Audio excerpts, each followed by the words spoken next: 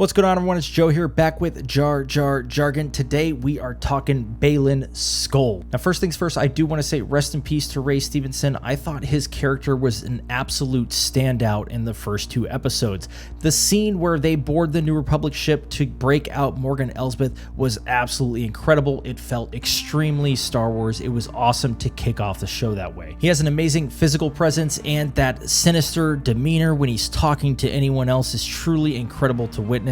I honestly hope we get to see plenty more of him in this show. That being said, there's definitely some questions surrounding the character's future. Specifically, at the end of episode 2, we see Baylan speaking to Morgan Elsbeth. She's telling him that Ahsoka needs to be dealt with, and he says that that would be a shame. And the reason is because there's so few Jedi left. And now we can clearly tell that Baylan has at least some affinity for the Jedi, even if he has embraced the dark side to a certain degree. He's taken a Padawan. He makes her wear a Padawan braid. He clearly abides by the Jedi code to at least some degree, boarding the New Republic ship and not at all igniting that lightsaber until he was threatened to be jailed. So as Luke once said, I believe there is still good in him. Now, whether or not we'll actually see him turn back to the light side, maybe sacrificing himself or sparing Ahsoka, is still up for debate.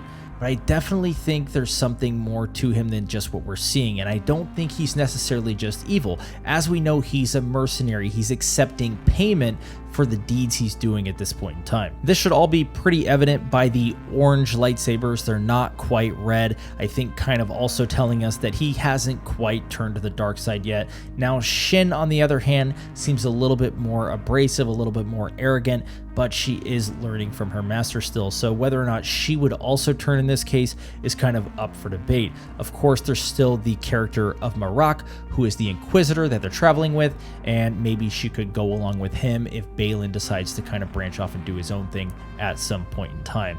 That being said, we know that Ray Stevenson isn't going to be in any future seasons or this Dave Filoni movie, so I do kind of wonder if they're going to kill off his character or write him out of the story in some way.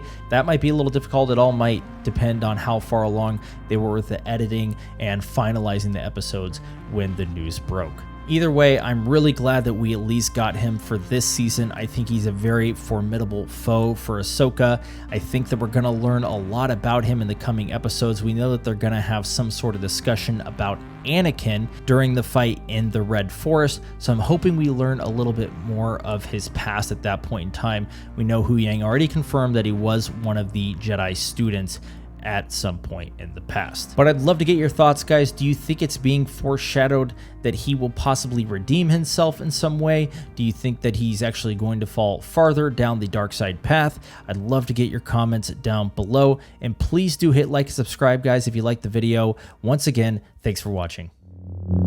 Lolo Matava.